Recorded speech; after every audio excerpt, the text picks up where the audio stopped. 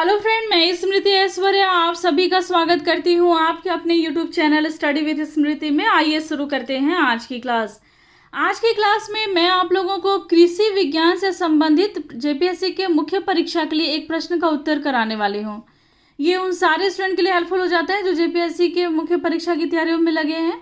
और जो प्रश्न आज की क्लास में मैंने लिया है, इसे मैंने जेपीएससी के मुख्य परीक्षा के प्रश्न पत्र 6 से लिया है, जिसमें आप लोगों को कृषि विज्ञान से संबंधित प्रश्न जो है वो पूछे जाने हैं।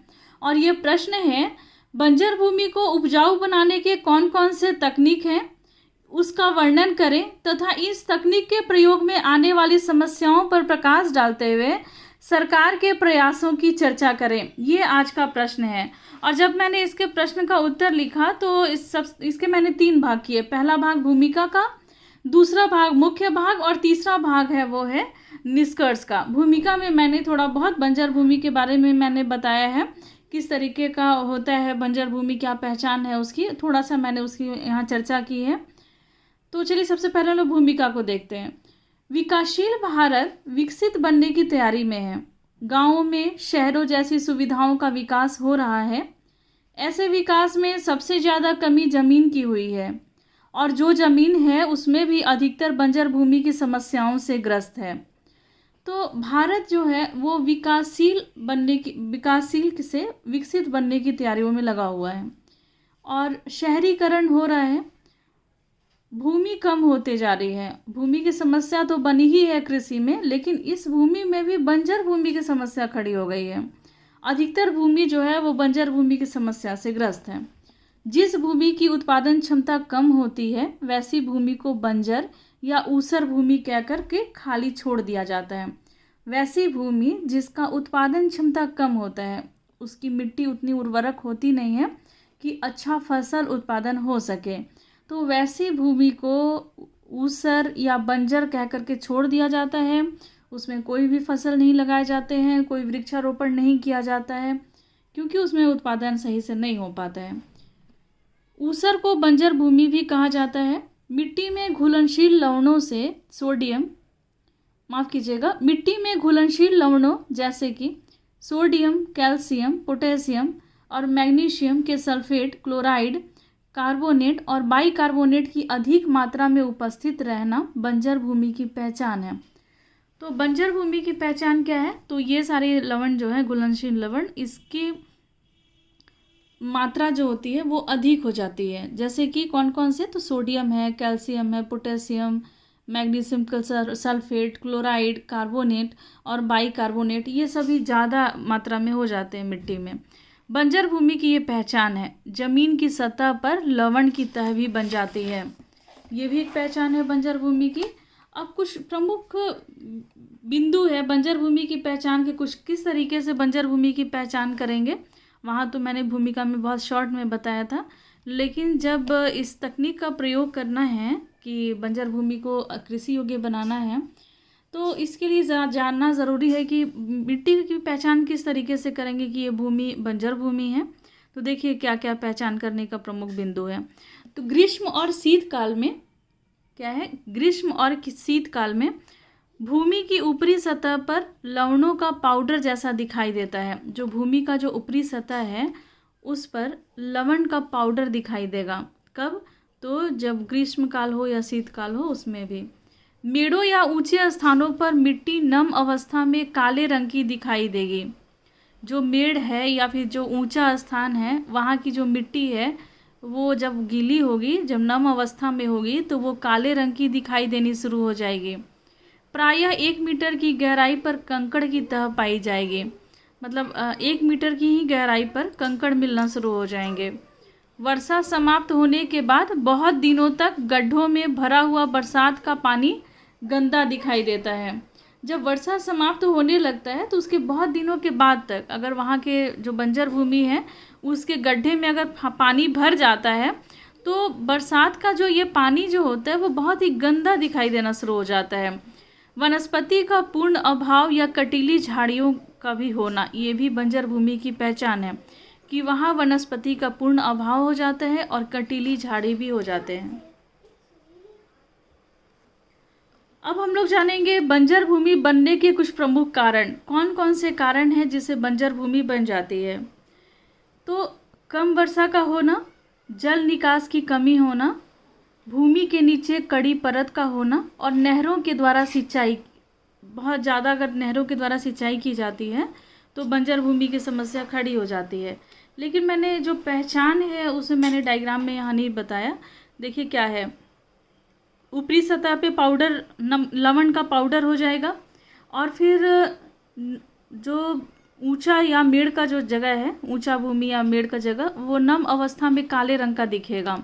गहराई में 1 मीटर की गहराई में कंकड़ मिलना शुरू हो जाएंगे और फिर कंटीली झाड़ियाँ भी बननी शुरू हो जाती हैं, उगनी शुरू हो जाती हैं बंजर भूमि पर। तो ये बंजर भूमि की पहचान है।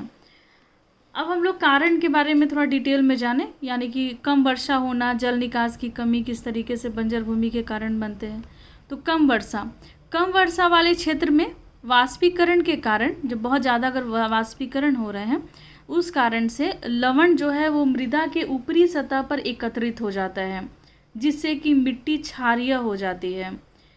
जहाँ पर कम वर्षा हो रही है, अगर वहाँ पर बहुत ज़्यादा वाष्पीकरण हो रहा है, सूर्य की रोशनी एकदम तीव्र पड़ रही है, तो इस कारण से मिट्टी का जो ऊपरी सतह है उस पर लवण एकत्रित हो जाता है और मिट्टी वहाँ की क्या हो जाती है, तो क्षारीय हो जाती है।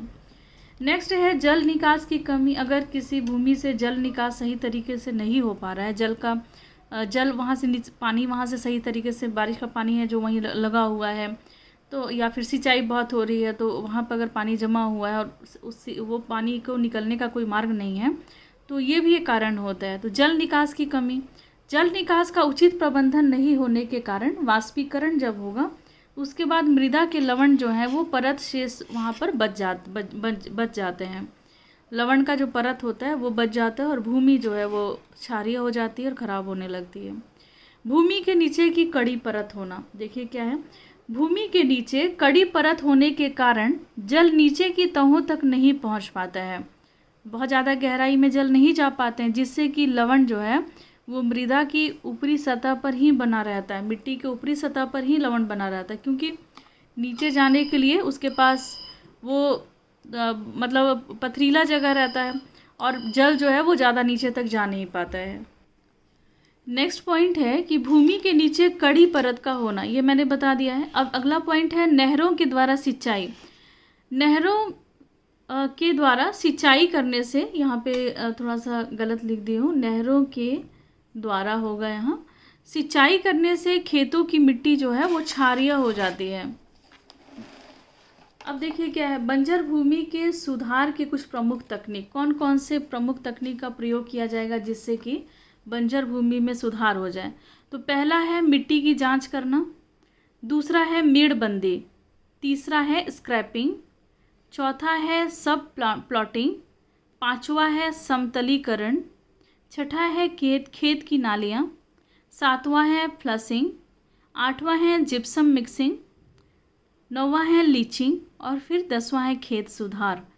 तो ये सारी एक विधि है। इस विधि के माध्यम से बंजर भूमि जो है उसको सही किया जा सकता है, उसका इलाज करके फिर से वहाँ पर फसलों का उत्पादन किया जा सकता है, वृक्ष लगाए जा सकते हैं या उस भूमि को उपजाऊ बनाया जा सकता है।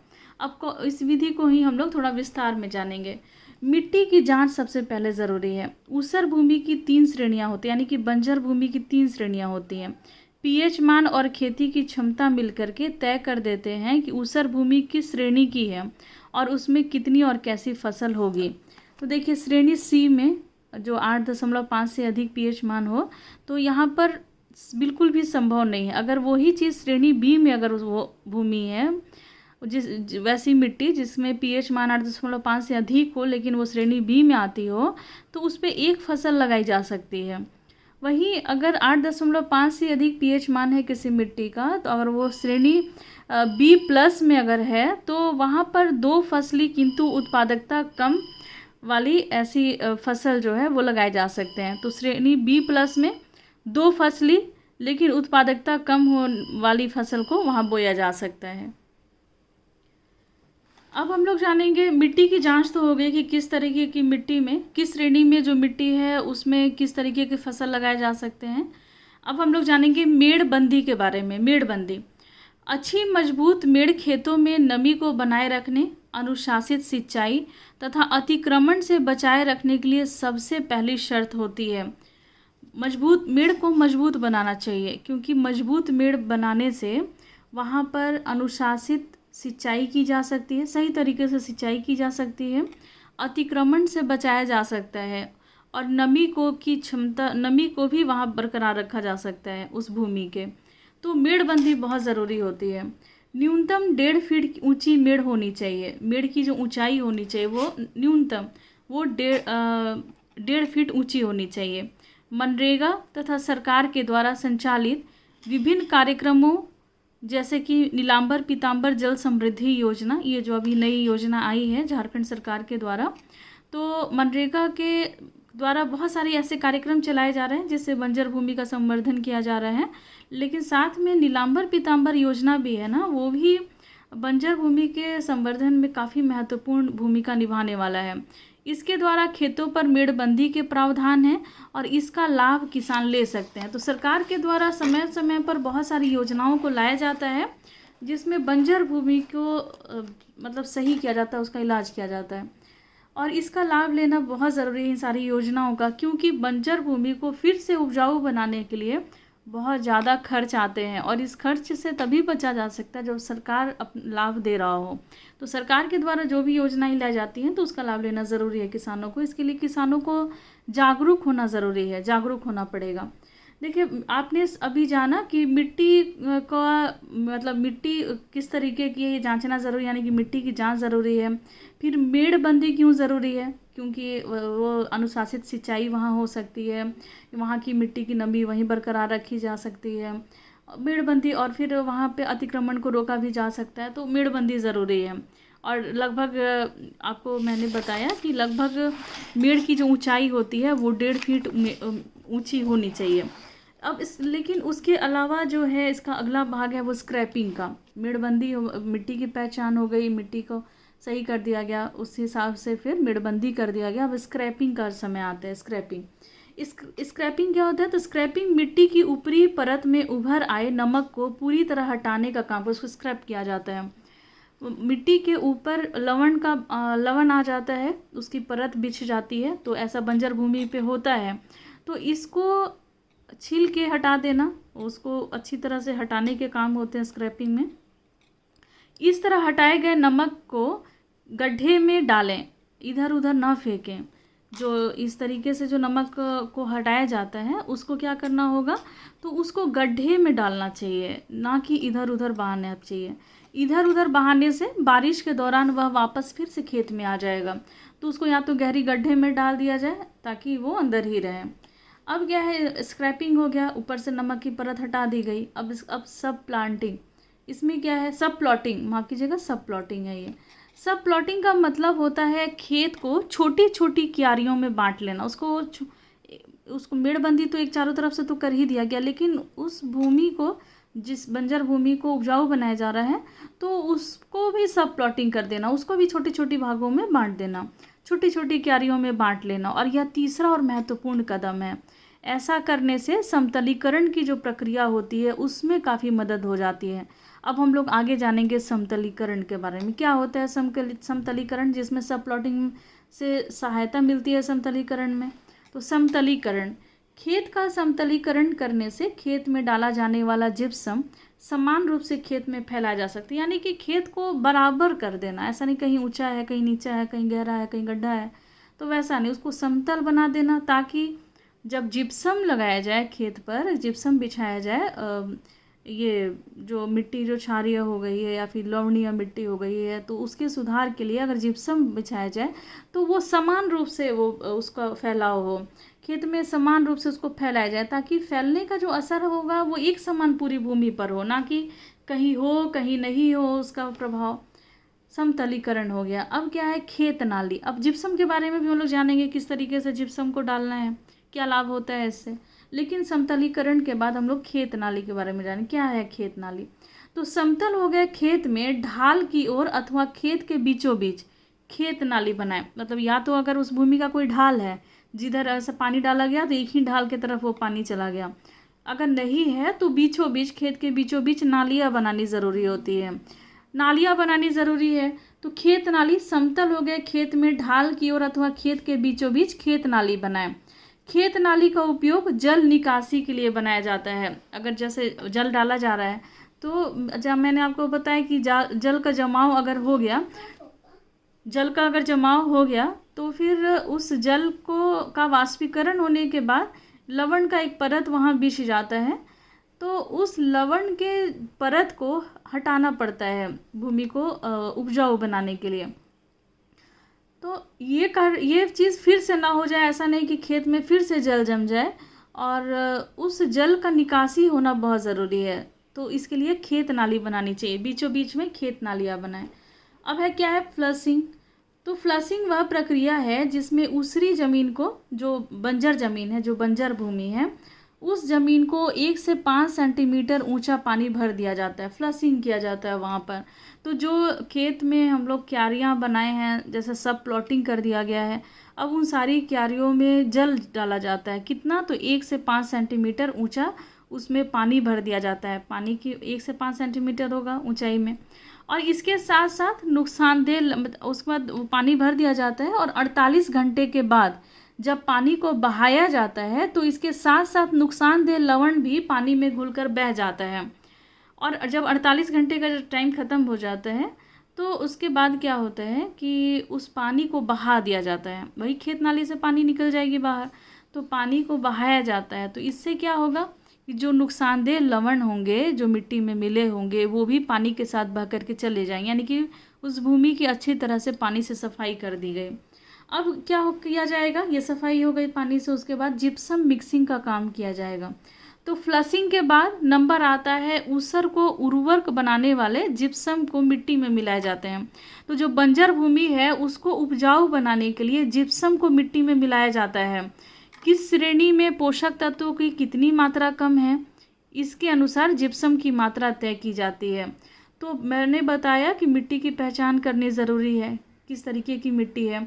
तो मिट्टी में पोषक तत्व की मात्रा कहाँ की मिट्टी में कितनी है, उसके आधार पे जिप्सम की मात्रा डिसाइड कर की जाती है कि कितना मात्रा में मिलाया जाएगा जिप्सम। यह प्रक्रिया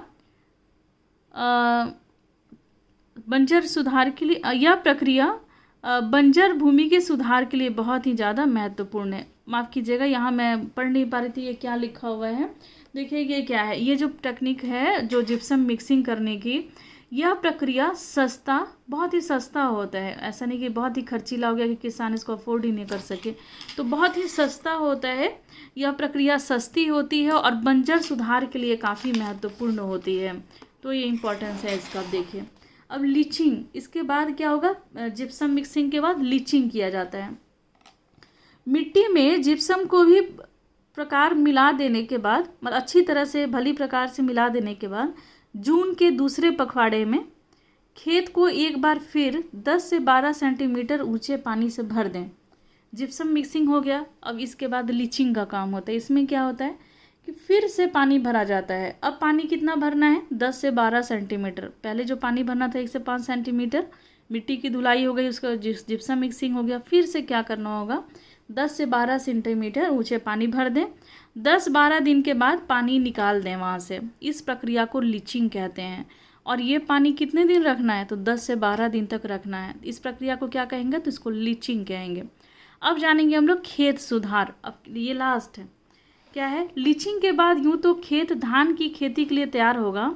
यदि खेत में जैविक खाद का अगर प्रयोग किया जाता है तो बंजर भूमि की उर्वरा शक्ति बढ़ जाएगी। अगर इस खेत का प्रयोग धान की खेती के लिए किया जा रहा, तैयार हो जाएगा। अगर लीचिंग हो गया, सब जिप्सम मिक्सिंग हो गया, लीचिंग हो गया, उसके बाद ये धान की खेती के लिए तैयार हो गया। अगर इस खेत में हम लोग जैविक खाद का प्रयोग करते हैं तो इस भूमि की उर्वरा शक्ति जो और भी ज़्यादा बढ़ जाएगी। कुछ अन्य बातों पर भी ध्यान देना चाहिए, जैसे कि उचित बीज का चयन होना चाहिए, कि खेती का वैज्ञानिक तरीका ढूंढना चाहिए, कीट की सुरक्षा के उपाय भी करने चाहिए और उचित तकनीक का भी प्रयोग करनी चाहिए। इन सारी प्रक्रियाओं के द्वारा फसल का उत्पादन बेहतर होने की संभावनाएं बढ़ जाती हैं और किसानों को अधिक से अधिक लाभ मिलता है। अब देखिए, बंजर भूमि सुधार में आने वाले तकनीक की कौन कौन सी समस्याएं हैं। तो ये सारी समस्या ये प्रश्न में भी था, तो कुछ समस्याएं हैं जिसका मैं यहाँ जिक्र करूँगी। तो बंजर भूमि तकनीकी समस्याओं में जो तकनीकी समस्याएं आती हैं उसमें खेती बाड़ी के काम में भूमि तैयार करना, मिट्टी का उपचार करना, उपयुक्त किस्मों का चुनाव और होनहार किस्मों की को छांटना, बुआई का तरीका, क्या तरीका होना चाहिए बुआई का, बढ़िया क्वालिटी के पौधे को तैयार करना, नमी का संरक्षण करना, मिट्टी की उर्वरता को सुधारना, उर्वरकों का प्रयोग के बाद भी देखभाल, ये सारी समस्याओं में शामिल है। ये सारी चीज़ नहीं हो पाती अगर किसानों से, तो उस भूमि को फिर से उपजाऊ नहीं बनाया जा सकता है जो बंजर भूमि है।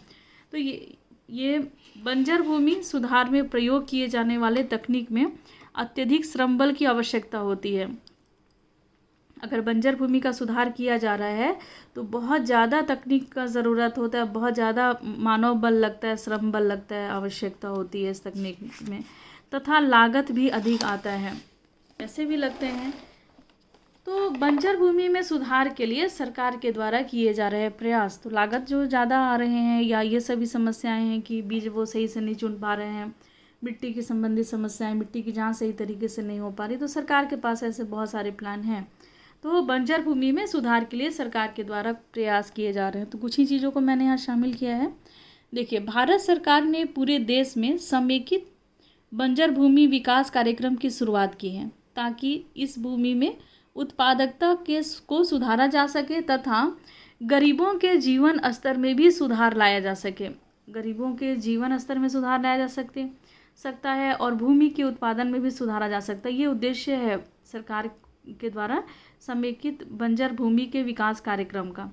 इसके लिए जल संभरण पर विशेष बल दिया जा रहा है। जल संभरण से मृदा के कटाव को रोकने तथा व्यर्थ जल प्रवाह को रोकने में भी मदद मिलती है। झारखंड सरकार के द्वारा 4 मई 2020 को नीलांबर पीतांबर जल समृद्धि योजना का शुभारंभ किया गया, जिसके अंतर्गत 5 लाख एकड़ बंजर भूमि का संवर्धन किया जाएगा। इस योजना के द्वारा ग्रामीणों को जल संरक्षण करने की दिशा में भी प्रेरित किया जाएगा। सरकार के द्वारा बंजर भूमि वाले इलाकों में भी रोजगार के अवसर तलाशे जा रहे हैं। भारत सरकार ने 2030 तक 2.6 करोड़ हेक्टेयर बंजर भूमि को कृषि उपयोग लायक बनाने का लक्ष्य रखा है, जिससे कि 75 लाख लोगों को रोजगार भी मिलेगा। और बंजर भूमि से निपटने के लिए सरकार के द्वारा जैविक खेती पर भी बल दिया जा रहा है। बंजर हो चुकी खेती को जमीन की उत्पादकता बढ़ाने के साथ साथ अन्य वन क्षेत्र तथा परती जमीनों को भी केंद्र में रखा जा रहा है। बंजर भूमि के लिए सरकार के पास बहुत सारे प्लानिंग है, उस पर काम भी चल रही है। अब हम लोग निष्कर्ष को देखते हैं। देखिए क्या है। सावधानी की बात यह है कि जिन कारणों से कोई उपजाऊ जमीन बंजर हो जाती है वे गलतियां हम ना खुद करें और ना ही किसी और को करने दें। कारण मैंने बताया है, तो वैसी गलती ना तो खुद करनी चाहिए और ना ही किसी को करने देना चाहिए। ऐसा करना अपने देश की खाद्य सुरक्षा के लिए बहुत ज़रूरी है। आइए करें मिलकर बदलें तकदीर अपनी, तस्वीर देश की और ज़िंदगी खेतों की। तो आज के क्लास में आपने जाना बंजर भूमि के बारे में, और ये उन सारे स्टूडेंट के लिए हेल्पफुल हो जाता है ये क्लास जो जेपीएससी के मुख्य परीक्षा की तैयारियों में लगे हैं। एक एक पॉइंट जो है वो इम्पॉर्टेंट होता है और कृषि विज्ञान से आंसर करना आसान हो जाता है, क्योंकि यहाँ टॉपिक कम रहते हैं, पढ़ना कम रहता है और एक न एक प्रश्न यहाँ से ज़रूर पूछे जाते हैं। यदि आप में से किसी को PDF चाहिए तो ये मेरा व्हाट्सएप नंबर है 9905917516 9905917516। इस पर आप मैसेज करेंगे और भी थोड़ा डिटेल मैं आपको डिस्क्रिप्शन बॉक्स में दे दूँगी। तो आज के क्लास में बस इतना ही। मिलते हैं नेक्स्ट क्लास में। लेते हैं आपसे विदा। धन्यवाद।